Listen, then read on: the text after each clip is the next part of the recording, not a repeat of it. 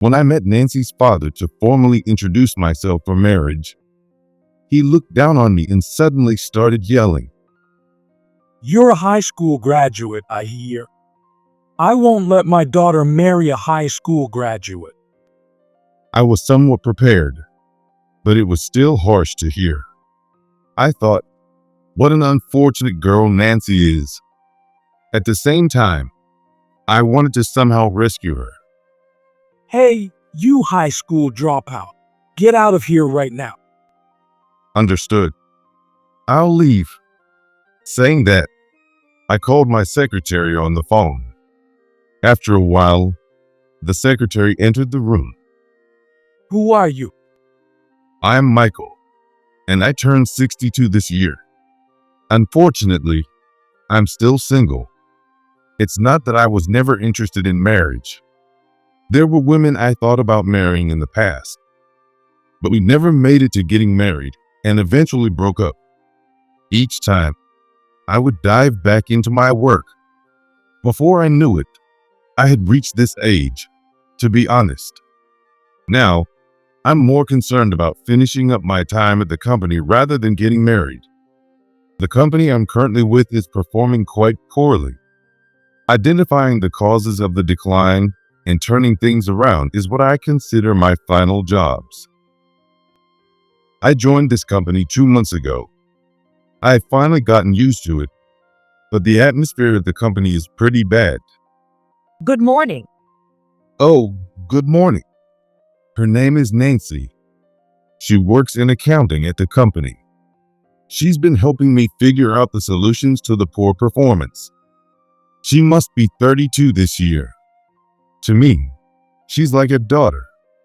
She's very serious and incredibly helpful. Lately, I can't stop thinking about her. Sometimes, she looks incredibly troubled. What's wrong? Is something the matter? I asked her. Oh, yeah, I'm fine. That was her reply. You can always talk to me about anything. Thank you. We always had these kinds of exchanges. A few days later, I had to go to another department, and it was late when I returned to accounting. Everyone had left, and the office was empty except for Nancy, who was still there. What? Still working? Sniff. When I looked, I saw that Nancy was crying. I'm sorry. What's wrong? Well, I might not be much help, but talking about it could make you feel better. Won't you tell me what's going on? I shouldn't trouble you with this. Don't worry about it. It's the least I can do for all the help you've given me at work. With that, Nancy finally opened up. I'm sorry to worry you. Sometimes I wonder what I'm living for. I'm scared to go home. Did something happen at home? When I said that, she began to speak quietly. Her parents were what you'd call toxic. It seems like her entire salary from this job is being siphoned off by her parents, especially Nancy's mother, who seemed quite greedy about money. This month, the paycheck is too small, isn't it? That's all of it. You could increase it by working overtime, right? Children are supposed to make their parents' lives easier. This amount won't ease anything. You're really useless. On payday, she was typically told things like this and had her entire paycheck was taken away. And the president of this company is my father. What? I had yet to meet the president. I think my father only sees me as a tool of his own. According to her, Nancy's father likes to dominate, and even at 32, he checks her cell phone every day. Since the parents pay for the cell phone, it's only natural they have the right to check it. Hand it over now. If she refuses to hand over the phone, if you don't hand it over, I'll cut off your phone, he threatens. Since Nancy's salary is entirely taken by her mother, she couldn't possibly pay the cell phone bill herself. He checks all her contacts in the phone, and if any men's names are saved, they are immediately deleted in a tyrannical fashion. If she comes home late, she's interrogated about where she was, who she was with, and what she was doing. It seems Nancy's father wants to keep her tied to the house. He wants her within his sight and making his life easier. Hearing this, I understood why she was so considerate. It made strange sense to me. I also began to understand why her father had her working in his company. If she's within sight, any men approaching her could be immediately deterred. Then why hasn't he said anything to me? Is it because of my age? Am I not considered a threat? Does he even realize I work at this company? All these questions started floating in my mind. Meanwhile, Nancy continued speaking. I don't have any freedom. It seems like I've always had to live for my parents. Has it always been like this since you were little? Yes, always. It seems this wasn't something that just started recently. Useless. I don't need you anymore. I'll throw you away. From a young age, Nancy was raised hearing things like this. Because of that, she did the household chores instead of her mother to feel needed. Nancy's mother can't do housework, and when Nancy tries to clean up, is that some kind of sarcasm? She'd start raging. If she stopped cleaning, she'd be scolded for that too. As a child, she was troubled about what to do. When my mother is in a bad mood, she just wants to yell. She would talk endlessly when angry, not listening to anything Nancy had to say. If Nancy ever tried to voice her opinion, it would set her off. Nancy had to keep saying yes until her mother was satisfied. I was a child, so I didn't know about the term toxic parents. I took everything my parents said as absolute, believing that everything that happened was my fault. I thought about leaving this world many times. How can I get some relief? If I were to leave this world, would anyone be sad? Even now, she finds herself thinking these thoughts. The painful expression she sometimes showed me. Now I understand they were about these things. I see. It's been tough, huh? And still is. Nancy was a bit teary-eyed. I do have a dream, even someone like me. What kind of dream?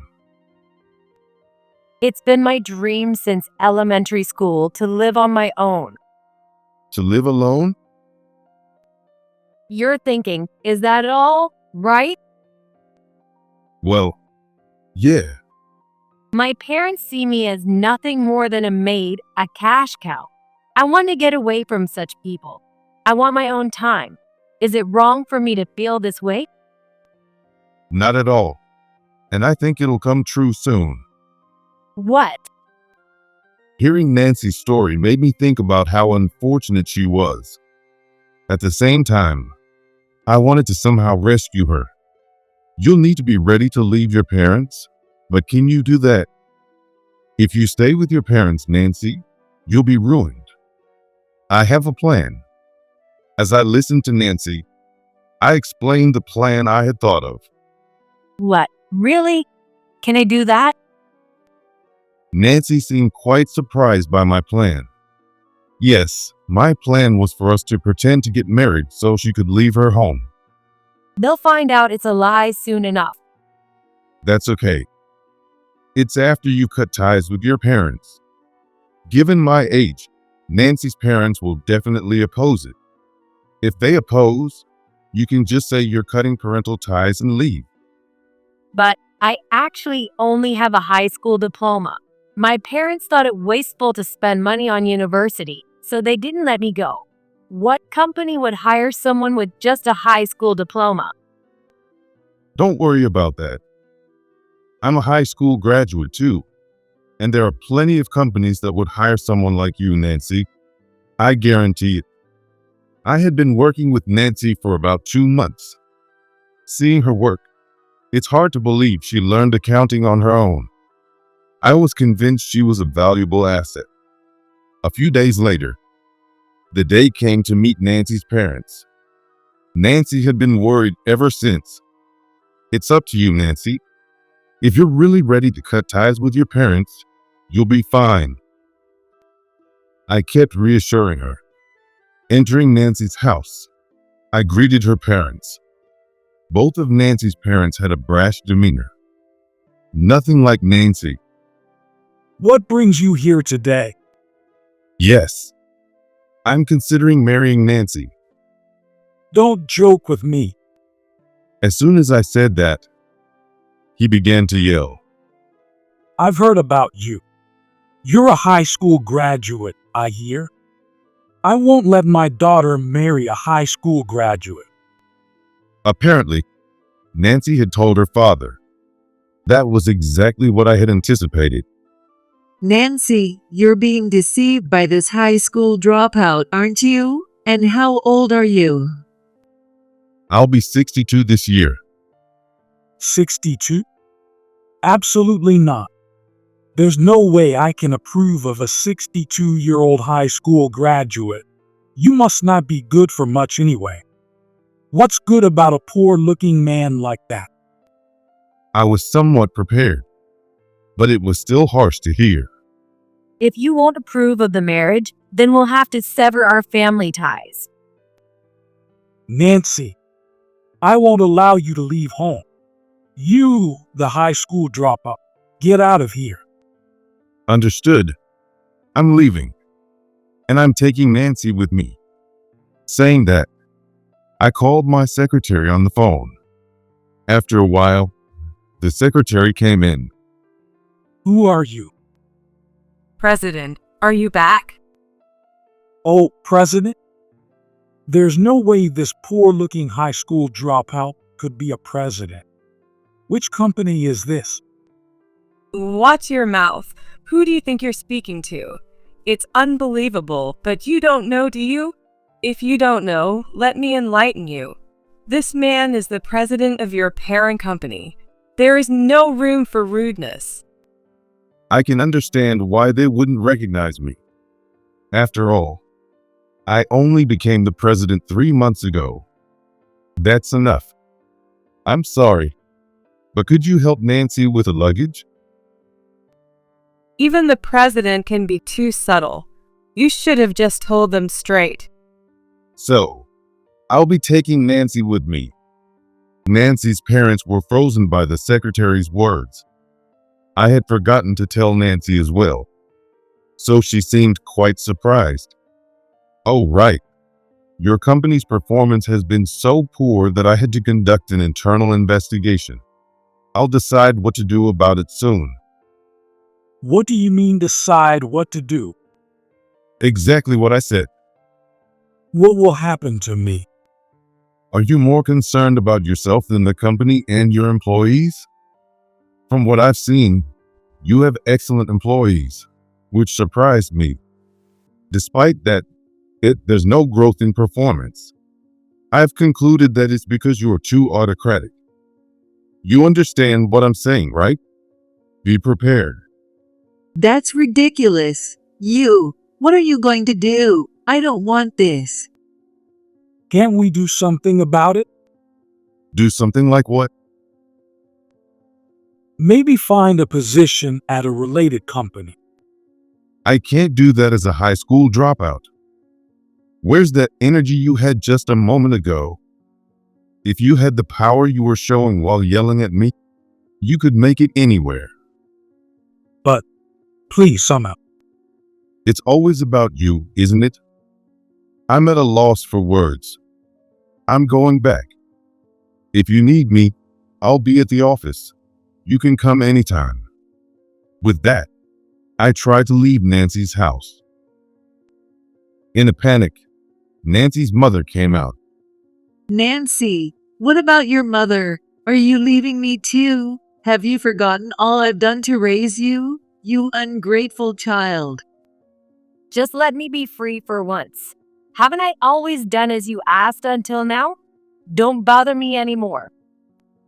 What about the money? You'll send money home, right? I later learned that although Nancy had been handing over her entire paycheck, she had been given a small allowance. This allowance was barely enough to cover her basic personal needs. I've been giving you money faithfully every month, haven't I? Take care of your own living expenses. Isn't it natural for children to take care of their parents? You're abandoning that responsibility? Yes, that's why I'm saying I'm cutting ties. How am I supposed to live now? It seems Nancy's parents have always lived selfishly. As long as they were comfortable and secure, that was all that mattered. Nancy was never included in their comfort. They never got involved in anything inconvenient or troublesome. All these inconveniences and troubles had been pushed onto Nancy. That's what led to this situation.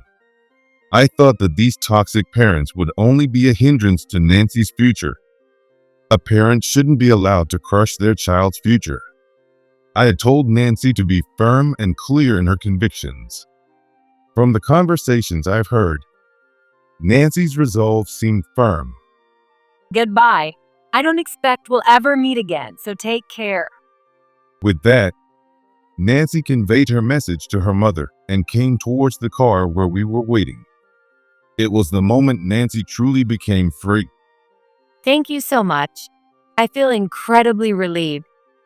Any regrets? None at all. It was the first time I had seen Nancy smile like that. I felt it was worth enduring the harsh things Nancy's parents had said to me. Even I was hurt by being spoken to like that. Afterward, we headed to the apartment where Nancy would be living. I had already arranged a lease for Nancy's apartment beforehand. I had also prepared a new job for her. Really, thank you for everything. But I was surprised to learn that you, Michael, are the president of the parent company. I wasn't hiding it. There just wasn't a need to bring it up. From now on, you walk your own path in life. If you have troubles, I'm here to help. Saying this, I parted ways with Nancy. A few days later, Nancy's father came to the office. I apologize for my behavior the other day. You can do whatever you like with that girl. Please, don't give up on our company. His attitude had changed significantly from the other day. Doesn't he care about his own daughter? I thought about asking, but I refrained. Don't worry about your daughter. I'll support Nancy so she can live the life she desires. But as for the company, I informed Nancy's father that he would have to resign as president. In return, I promised to continue the business by covering the deficits. How about that? This way, the company can be saved and employees can be retained. That's good, isn't it? That is. Oh, what's the matter? I could see Nancy's father's complexion changing rapidly. I have worked tirelessly for the company. I cannot accept this outcome. I thought you might say that. Did you think I knew nothing? During my internal investigations at the subsidiary, I visited various departments and heard stories about the president. It seems you've been treating the company as your own personal property. The employees aren't here just for you. Even if I were you, I'd make the same decision. Nancy's father sank to his knees. What will you do? It might be best to comply gracefully. Abandoned by your daughter, haven't you reflected a bit? Stop looking down on people and using them. Nancy's father was completely dejected. But it didn't end there. Nancy's father was also under suspicion for embezzlement. He must have been hoarding quite a sum for himself. How long he had been embezzling money would soon be discovered. He probably didn't want to lose his position. enjoying the perks as long as he could. But such times cannot last forever. A few weeks later, Nancy's father was taken away by the police. I believe the police will uncover everything, and he will never be able to return to his former life. After having made so many people suffer, he must face the consequences. As for Nancy's mother, she disappeared around the same time her husband was taken by the police. Perhaps she realized she could no longer siphon money from her husband or daughter. I wondered if Nancy's mother might be holding on to the embezzled funds, but I decided to leave everything to the police. Just when everything seemed to have settled, one troubling thing occurred. When I returned home, Nancy was waiting at my doorstep. Welcome back. What? You came again? Haven't you had dinner yet? I came to cook.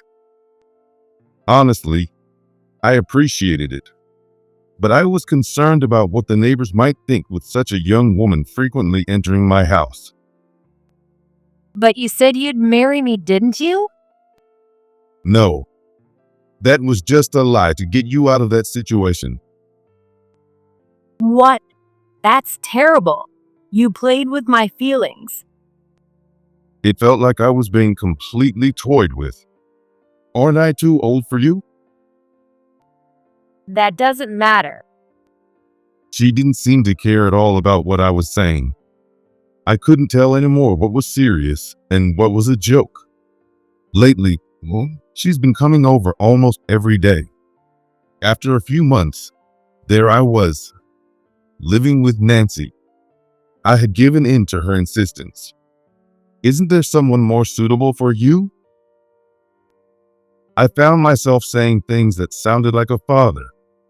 Please don't ever say that again.